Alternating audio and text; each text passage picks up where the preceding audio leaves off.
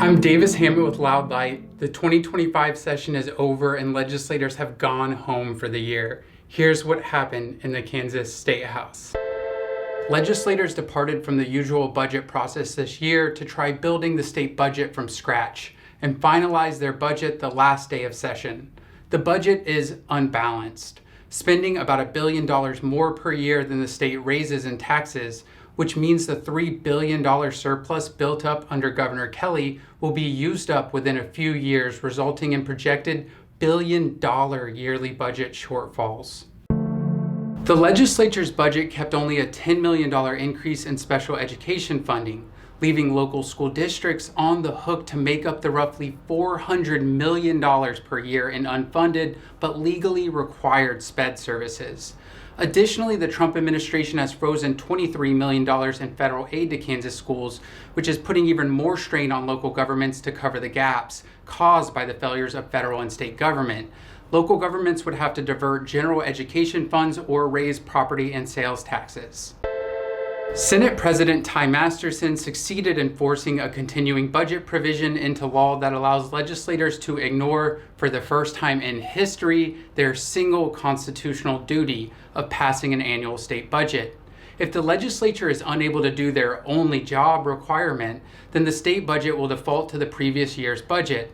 The governor had vetoed the bill, stating, "If this legislature cannot do what every previous legislature has been able to do since our founding, through periods of war, famine, pandemic, recession, the Dust Bowl, and even the Great Depression, then they will have to do it over my veto." The governor's veto was then overridden by the Republican supermajority. In 2012, the Republican supermajority promised property tax cuts, but instead delivered income tax cuts for the wealthiest Kansans, resulting in a $1 billion annual budget deficit. In 2025, legislators did the exact same thing, overriding the governor's veto of a bill that would gradually slash income and corporate taxes, ultimately costing the state over $1 billion per year.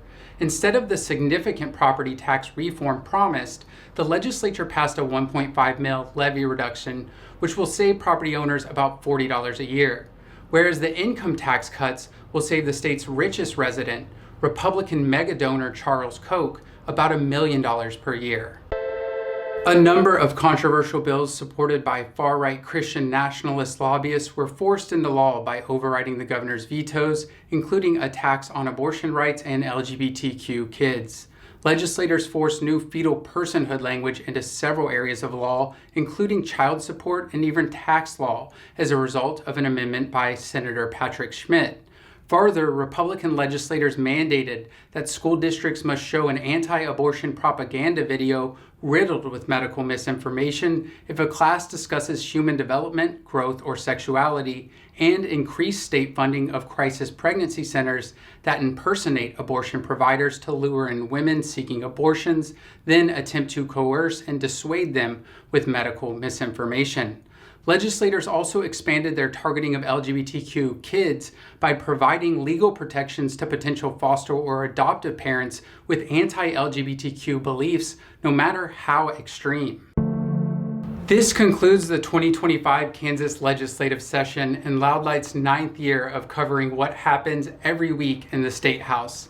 Nearly a decade of coverage made possible by Kansans who give a monthly donation at loudlight.org/donate. Be sure to sign up for our email list to learn about opportunities to stay involved even when the legislature isn't in session. Stay tuned, stay engaged, and until next time, thank you so much, Kansas.